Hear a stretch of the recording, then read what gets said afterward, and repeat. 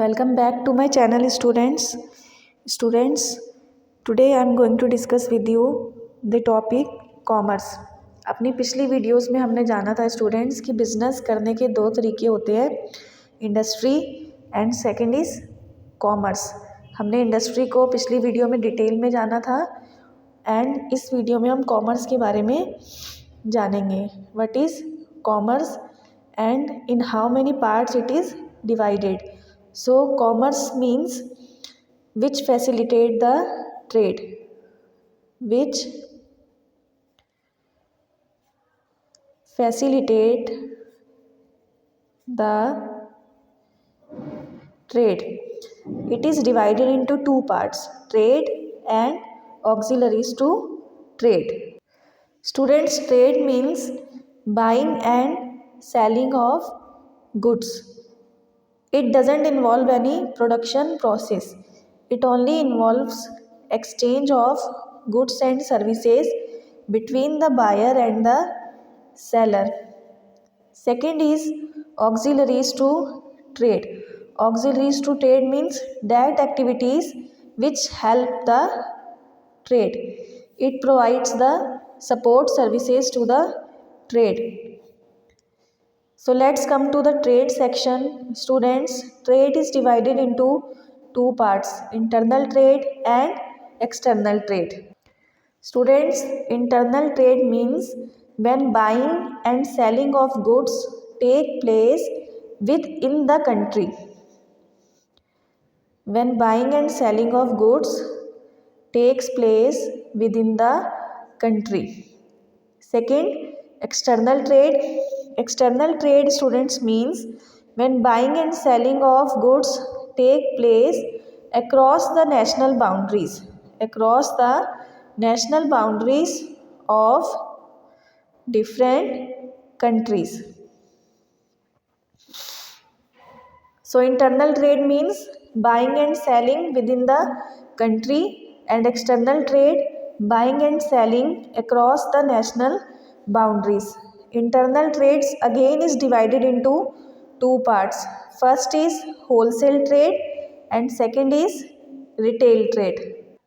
Students, wholesale means when you buy the goods directly from the manufacturers. When you buy the goods directly from the manufacturers and producers of the goods and then sell to the retailers, and then you sell that goods to the retailers in small numbers or as required by them. Means wholesale means when you buy the goods directly from the manufacturers and producers in bulk quantity. Bulk means भारी मात्रा में, in bulk quantity, and then sell to the retailers in small numbers or as required by them. Second is retailers. Students, retail trade means when you sell the goods individually. When you sell the goods individually and directly to the customers, directly to the final customers. जो retailers होते हैं वो सीधे goods final customers को provide करते हैं wholesaler से खरीद के. But wholesalers firstly sell the goods to the retailers and then retailers sell to the final customers. So this was the difference between wholesale and retail trade. Now let's come to the external trade part. So external trade, I told you, it is the buying and selling of goods across the national boundaries of different country. जब आप foreign countries के साथ business करते हो, first is import, second is export, and third is entreport. So external trade is divided into three parts. First is import, second is export, and third is entreport. Students, import means when you purchase the goods from the foreign countries and bring that goods into your home country. जब आप दूसरी country से, foreign country से कोई goods purchase करते हो और उन्हें अपनी होम कंट्री में लेके आते हो तो उसे हम इम्पोर्ट कहते हैं। Second, export. When you sell the goods, when you sell the goods to the foreign countries, it is means export. जब आप दूसरी कंट्रीज़ को अपने गुड्स तैयार करके सेल करते हो और उनकी कंट्रीज़ तक पहुंचाते हो तो उसे हम एक्सपोर्ट कहते हैं। Third is entrepot. Entrepot students is a mixture of import and export, means it is a mix of import and export. Now students, let's come to auxiliaries to trade. Students, auxiliaries to trade are those activities which facilitate the sale and purchase of goods between the buyer and the seller. Facilitate means to make easy.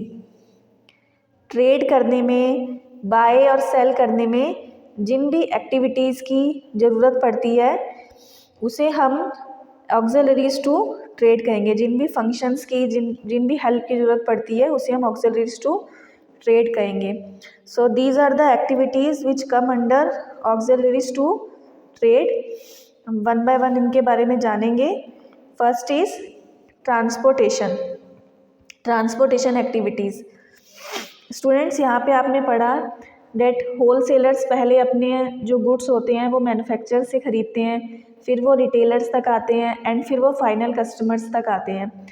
तो अगर ये wholesaler और retailer same state में, same city में ना रहते हुए अलग अलग सिटी में रहते हैं तो बिना ट्रांसपोर्टेशन के ये कैसे पॉसिबल हो पाता कि वो गुड्स फाइनल कस्टमर्स को मिल पाते। For example students, Assam is famous for the tree. For example, Assam is famous for the tree. तो अगर हमें टी असम से उत्तराखंड तक चाहिए या हमें उत्तराखंड तक चाहिए तो बिना ट्रांसपोर्टेशन के कैसे पॉसिबल हो सकता है। For example, Gujarat is famous for cotton.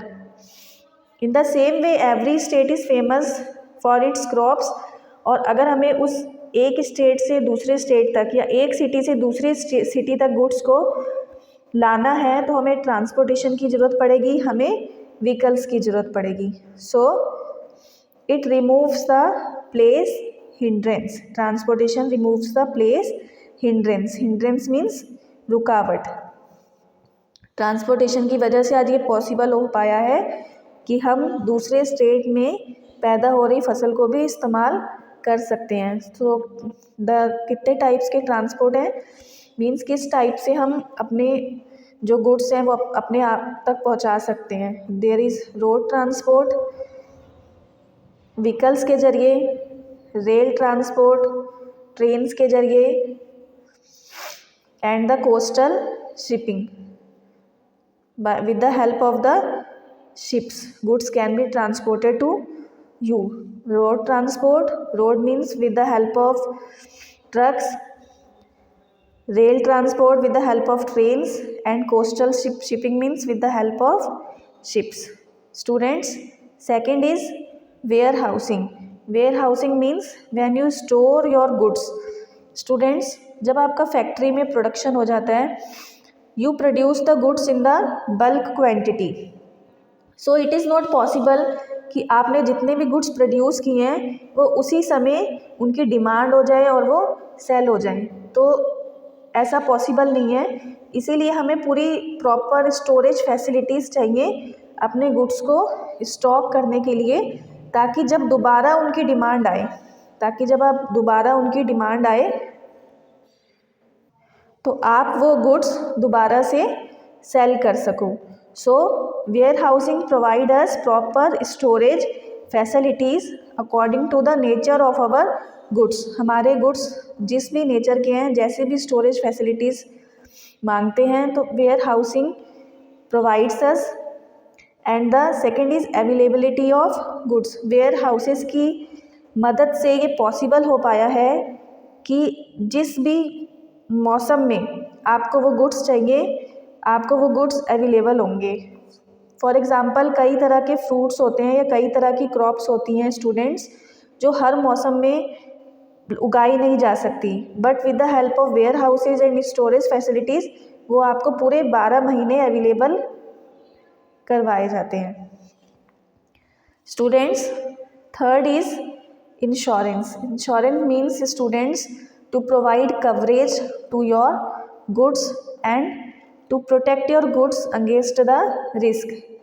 आपके जो गुड्स हैं जो आपने फैक्ट्री में प्रोड्यूस किए हैं या जो आपको सेल करने हैं उनको प्रोटेक्शन प्रोवाइड करना। देयर आर दो तरीके के रिस्क हो सकते हैं, fire insurance and theft insurance.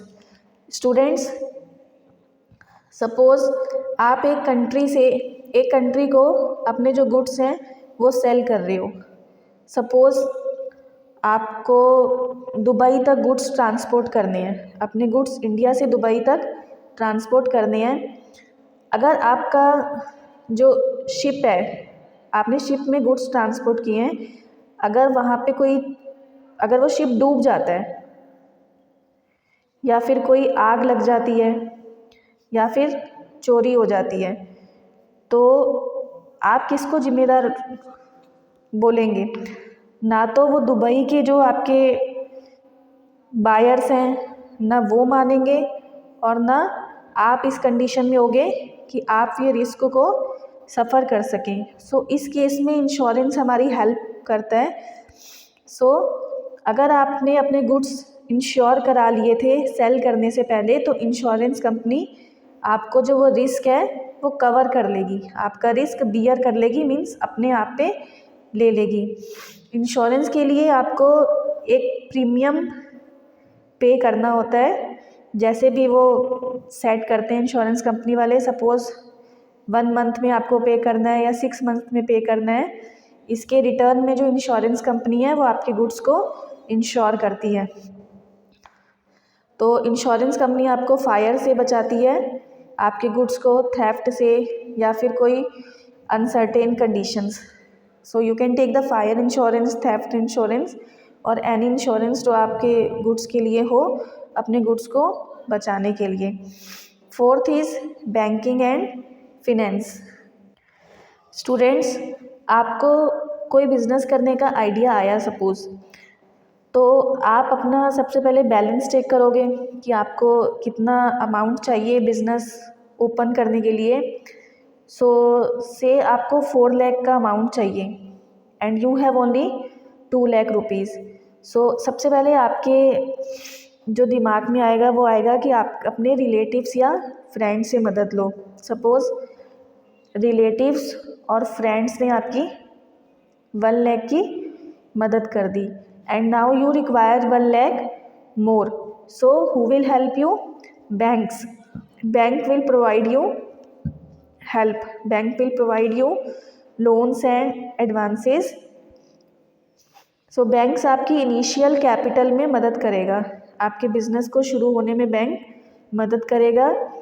Initial capital के साथ साथ बैंक आपको ओवरड्राफ्ट फैसिलिटीज़ भी प्रोवाइड करते हैं। ओवरड्राफ्ट फैसिलिटीज़ मीन्स स्टूडेंट्स, अगर आपको किसी को पेमेंट करनी है, अगर आपने किसी को वादा कर रखा है कि 3 डेज़ में आप उनको पेमेंट कर दोगे, बट आपके पास कैश नहीं है, तो उस वे में आप बैंक से मदद ले सकते हो। अगर आपको 3 दिन में किसी को पेमेंट करनी है और आपको जो मनी है वो कुछ दिनों के बाद मिलनी है, सपोज़ 1 वीक के बाद मिलनी है, तो बैंक से आप ओवरड्राफ्ट फैसिलिटी ले सकते हो और बाद में जब आपको मनी मिले तो वो आप अपने बैंक को रिटर्न कर सकते हो।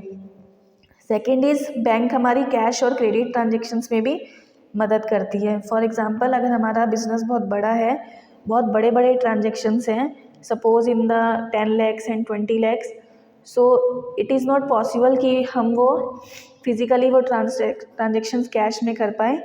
So bank provide us help. You can maintain your current account in the bank and deposit the cash. So bank के जरिए हम जिस भी पार्टी को पेमेंट करनी है कर सकते हैं अपने बैंक अकाउंट से। Students, fifth is advertising.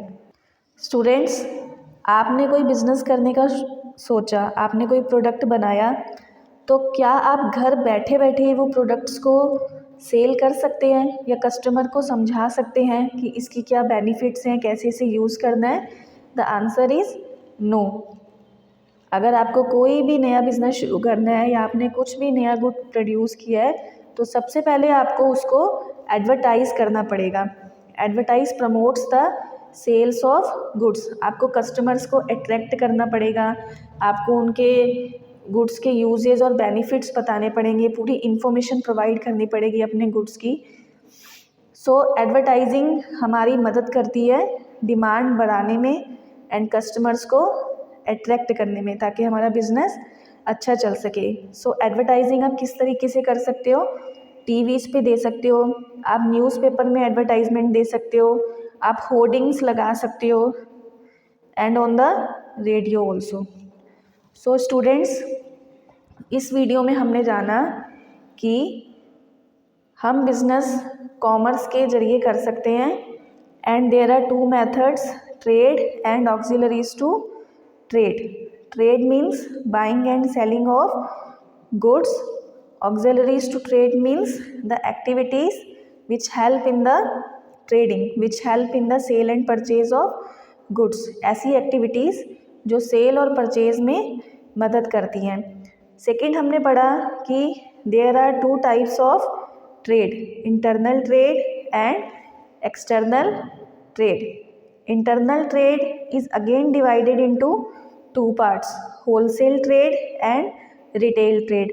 Students, wholesale trade means जब आप मैन्युफैक्चरर से, जब आप प्रोड्यूसर से डायरेक्टली अपने गुड्स खरीदते हो in bulk quantity, bulk means भारी मात्रा में, and then you sell to the retailers in the small numbers.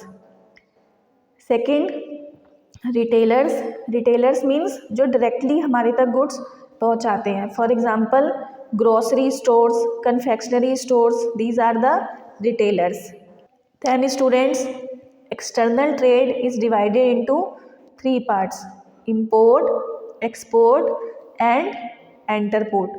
Students, import means when you purchase the goods from the foreign countries and bring that goods into your home country, that is import।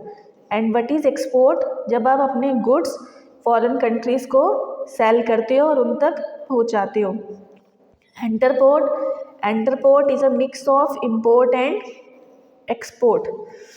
Now students, auxiliaries to trade, these are those activities which help in the trading process। So first हमने जाना transportation के बारे में कि कैसे transport की मदद से आप एक स्टेट में जो फसल लग रही है वो अपने स्टेट तक आप अवेलेबल करवा सकते हो, या एक कंट्री से दूसरी कंट्री तक आप गुड्स को ट्रांसपोर्ट करवा सकते हो। वेयर हाउसिंग के बारे में हमने जाना कि इसमें हमें स्टोरेज फैसिलिटीज़ प्रोवाइड होती हैं, हम अपने गुड्स को स्टोर कर सकते हैं लंबे समय तक और जब उनकी डिमांड हो उसे सेल कर सकते हैं। इंश्योरेंस के बारे में हमने जाना कि इंश्योरेंस हमारे गुड्स को कवरेज प्रोवाइड करता है, प्रोटेक्शन प्रोवाइड करता है। Fourth is banking and finance. Banks हमारी इनिशियल कैपिटल में हेल्प करता है, हमें ओवरड्राफ्ट फैसिलिटीज़ प्रोवाइड करता है एंड बैंक से हम अपने कैश और क्रेडिट ट्रांजेक्शन्स भी बड़ी ही आसानी से कर सकते हैं। Fifth is advertising. Students, advertising हमारे गुड्स को प्रमोट करने में हेल्प करते हैं और उनकी पूरी इन्फॉर्मेशन कस्टमर्स को प्रोवाइड करते हैं ताकि हमारे गुड्स की डिमांड बढ़े। So students, this was the commerce section. यहाँ पे ये टॉपिक कंप्लीट होता है। हमने जाना था कि बिज़नेस दो तरह से हो सकता है, इंडस्ट्री वाले वे से और कॉमर्स वाले वे से। हमने अपनी पिछली वीडियो में इंडस्ट्री के बारे में डिटेल से जाना था और इस वीडियो में कॉमर्स के बारे में। कॉमर्स से बिज़नेस आप दो तरह से कर सकते हो। Trading means you are buying and selling and goods, exchange between the buyer and the seller। Second is auxiliaries to trade, means the activities which facilitate the sale and purchase of goods. अगर आप इन दोनों तरीक़ों से business कर रहे हैं, means आप कौन से वे से बिज़नेस कर रहे हैं, आप कॉमर्स वाले तरीके से बिज़नेस कर रहे हैं। इसमें कोई भी प्रोडक्शन इन्वॉल्व नहीं होता, you are only buying the goods and then you are selling it. Thank you students, hope you like my video and please subscribe my channel for the upcoming videos.